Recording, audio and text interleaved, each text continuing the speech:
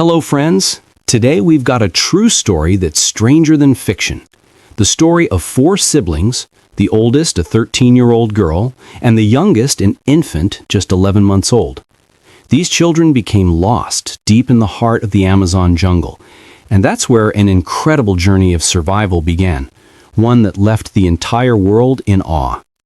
The media called it the miracle of the Amazon, and even the president of Colombia gave them the title Children of Peace. Because what happened wasn't just a tragic incident, it turned into a symbol of unity for the Colombian people. And before we dive in, don't forget to support us by subscribing to the channel and hitting the like button so you never miss a story like this.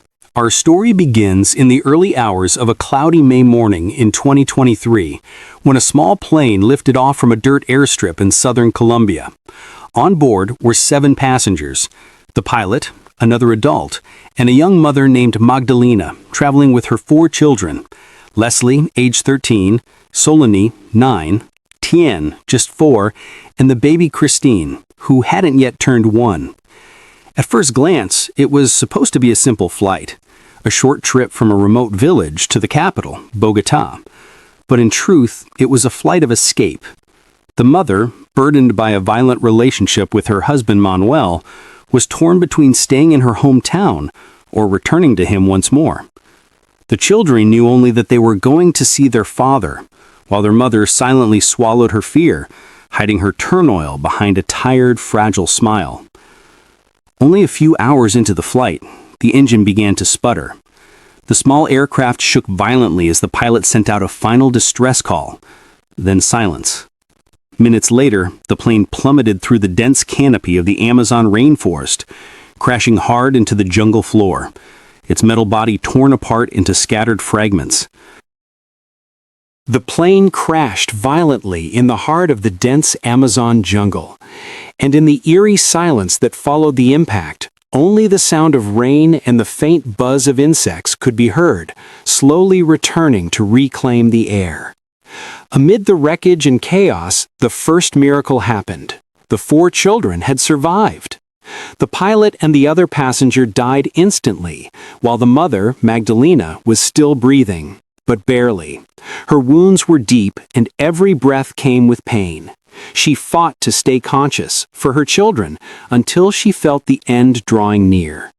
Turning to her eldest daughter, she whispered with a trembling voice and tears filling her eyes, "You're the leader now, Leslie. Take care of your brothers and sisters." Those were her final words, before her face fell still forever. The 4 children stood frozen before their mother's lifeless body, tears streaming down their faces. But the jungle gave them no time to grieve.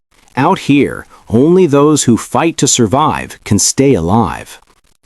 Leslie, despite the pain in her wounded knee and the terror in her siblings' eyes, tried to hold herself together. She gathered what was left from the wreckage: a small bag of flour, a few clothes, a bottle of water, and a baby bottle for the infant. She knew staying near the crash site was dangerous. Predators could smell blood from miles away. So she made a bold decision. They had to move. In the days that followed, Leslie led her siblings through a jungle that knew no mercy. She relied on the few lessons her grandmother had taught her about plants, picking only the safe fruits, avoiding the poisonous berries and strange mushrooms. She built makeshift shelters from palm leaves to protect them from the heavy rain and biting cold.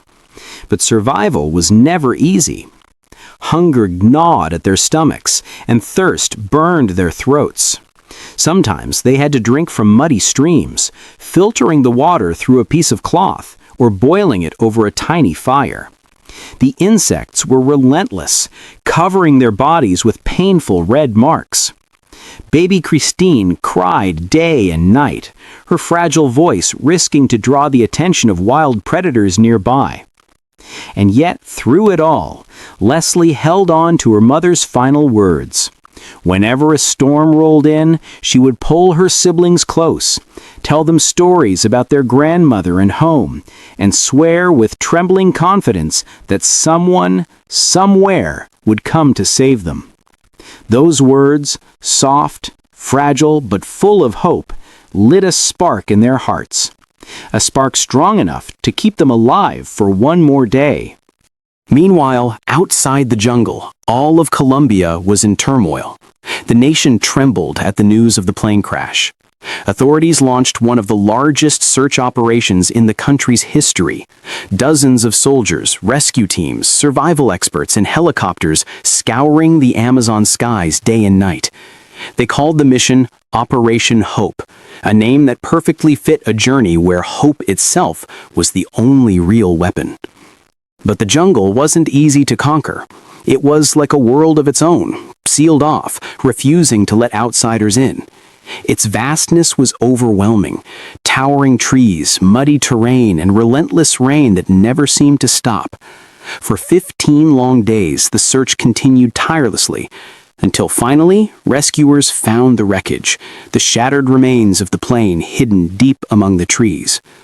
They discovered the bodies, torn apart by wild animals, but the 4 children were not among them. And just like that, hope returned. If they weren't among the dead, then maybe, just maybe, they were still alive, somewhere out there in the heart of the jungle. That's what the unit commander said, his voice steady and full of determination. The next day, search teams began to find small clues, details that changed everything. A half-eaten fruit, a baby's bottle lying in the dirt, a pair of tiny shoes, and a school scissor left behind. Those simple signs felt like silent messages from the children themselves. We're here. We're still fighting to survive. The jungle was vast, dense, an endless maze of green. Searching through it had become almost impossible, so the army decided to seek help from the indigenous Huito people, those who knew the Amazon tree by tree, step by step. And even though there had been old tensions between them and the army, the lives of the missing children made everyone forget their differences. They united under one goal. Soldiers in their green uniforms and modern weapons, walking side by side with barefoot hunters carrying their bows, together they moved through the rain-soaked forest. As days passed, the army began trying unusual ways to search. They recorded the grandmother's voice calling out her grandchildren's names and played it from helicopters circling above the jungle day and night. They dropped yellow leaflets with the children's pictures and messages that read, "Stay where you are, we're looking for you." They even tied colorful ribbons and whistles to the trees, hoping the children might see them or hear them carried by the wind. With every new clue, hope flickered back to life. But each storm washed away the traces, and every passing day meant less food and more danger. A full month went by, 40 days of hunger, fear, and relentless searching. Some of the indigenous trackers, exhausted and hopeless, withdrew, saying the spirits of the forest were hiding the children. But the soldiers refused to surrender. They kept pushing forward, step by step, believing that the end of this journey had to bring a message of survival. The sky was heavy with clouds, and the jungle lay beneath a blanket of silence, deep, humid, and alive with secrets. Yet, despite the exhaustion and the creeping sense of hopelessness, a team of soldiers and indigenous trackers pushed deeper into the heart of the Amazon. The children's tracks had vanished days ago under relentless rain, and many had begun to believe the mission was nothing more than a chase after a mirage. Then, suddenly, a break in the stillness. Wilson, a Belgian Malinois belonging to the Army's rescue unit, darted ahead through the thick grass, his nose low, tail stiff. He had picked up a scent. The men followed carefully, every step sinking into the wet earth, until one of the trackers noticed a broken branch, snapped in a way that only a human hand could have done. They followed the faint trail in silence. Moments later, from somewhere deep within the undergrowth, came a faint sound, a weak, trembling cry, barely audible. They moved closer, hearts pounding, and then before them appeared a sight they would never forget. Thin faces, hollow eyes, and small bodies wrapped in leaves. Leslie sat beneath a rough shelter of branches, utterly exhausted, clutching baby Christine to her chest with the last of her strength, while Selene and Teen huddled behind her in fear. For a moment, the soldiers froze, unable to believe their eyes. The 4 children, alive. And when the children realized the figures before them were not predators but people, human voices, human faces, Leslie broke down, sobbing for the first time since her mother's death. Through her tears, she whispered, "Mom is gone, but we stayed. We never left each other." The soldiers and the native guides knelt around them in stunned silence, overcome with awe and relief. 40 days lost in the heart of the Amazon, no real shelter, barely any food, and yet somehow they survived. It was nothing short of a miracle. Soon after, a helicopter carried the children to the military hospital in Bogotá. Their bodies were frail, their skin covered in insect bites, their frames light from hunger, but they were conscious, breathing, speaking, alive, as if the jungle itself had finally decided to let them go. At the hospital, the grandmother sat beside her 4 grandchildren, her hands trembling as she pulled each one into her arms. Her tears wouldn't stop, tears of pain and tears of joy, all at once. At last, the voices that once echoed from the rescue helicopters above the jungle had come true. They had returned to her. But what happened that day wasn't just a family reunion. It was a moment that moved the entire heart of Colombia. The next morning, hundreds gathered outside the hospital, waving flags, holding flowers, chanting the names of the 4 children who had become symbols of hope.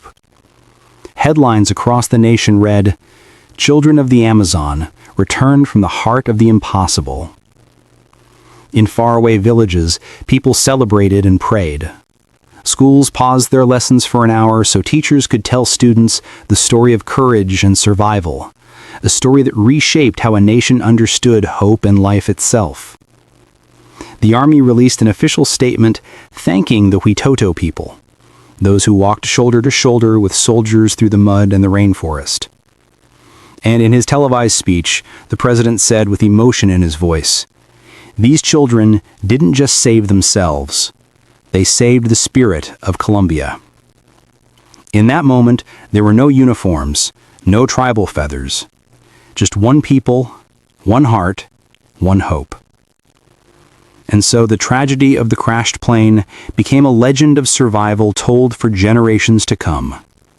A story that began in darkness and ended with a ray of light piercing through the Amazon canopy, whispering to the world, as long as there's a heartbeat, hope never dies.